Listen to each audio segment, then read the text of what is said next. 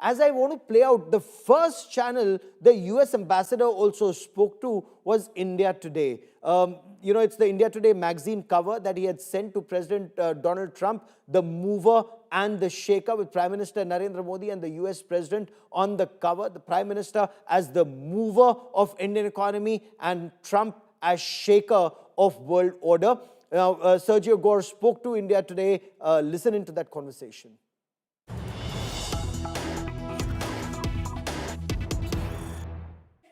It's a big moment, and I'm looking at, so give us the details. So the deal has been inked. Prime Minister Modi just 30 seconds back has said that he's delighted that made in India products will now have a reduced tariff of 18%. Big thanks to President Trump on behalf of 1.4 billion people of India for this wonderful announcement. Yes, hi, good evening. It's a pleasure to join you on India Today. And I see some of my friends, including Rohit, on air with you tonight. As you have stated, the president just concluded a very successful phone call with Prime Minister Modi. Since I arrived in India a month ago, I have repeated many times that the president considers the prime minister a true friend. And I mean that. And that is the reason this deal got done so fast, and we've been able to move things along in an incredible direction. I've often said that India and the United States have limitless potential, and that is because of the leadership of President Trump and Prime Minister Modi. So we're very happy. We're thrilled with this deal. There's so many things ahead between our two countries, but tonight it's a great evening for both nations.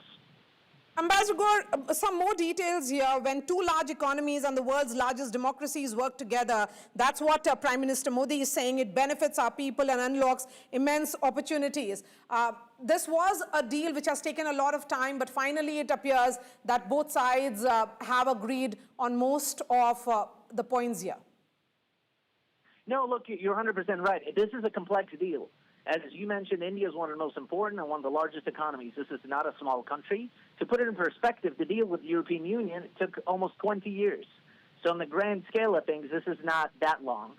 But we're thrilled that we were able to get to this successful result. The Prime Minister has incredible leadership. The President truly considers him a dear friend. He actually extended an invite for him this evening to visit India once again. The President recalled his fond memories of visiting India the last time. And so that's something, when the President came back into office, he had a great relationship that was built upon previous years. And that relationship carried over many years, and it's something that will continue leading ahead. Ambassador Gore, just continue to be with us. Rohit has a question, and so does Raj Chingappa here in our studios. Ambassador Gore, thank you so much for doing this. You know, I was going to ask you about that visit. You know, that obviously is something that President Trump wanted to take.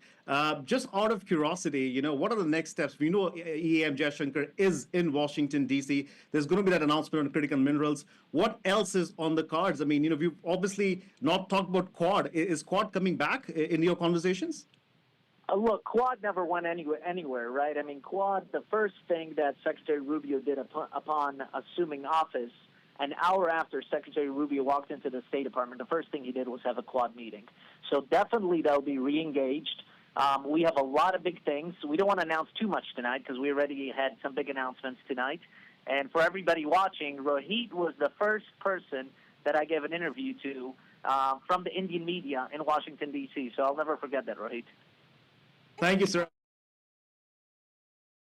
Big statement. Quad never went anywhere. Incidentally, India is to host the Quad summit. India was to host the Quad summit in 2025. India's original tenure was to host the Quad summit in 2024. But since then US President was Joe Biden, it was the end of his tenure. He sought a favor if it could be held in the United States. India agreed. So 2024 was US, 2025 was supposed to be India. That didn't happen in 2025. Prime Minister Narendra Modi has now invited the US President to India to visit soon, and perhaps that is where the Quad summit will take place. Pranay, is that how we look at it? And I also want to just take you through, Pranay, the trade and investment part of that compact of 2025, where it says the leaders resolve to expand trade and investment to make their citizens more prosperous, nations stronger, and economies more innovative, supply chains more resilient. Mission 500, aiming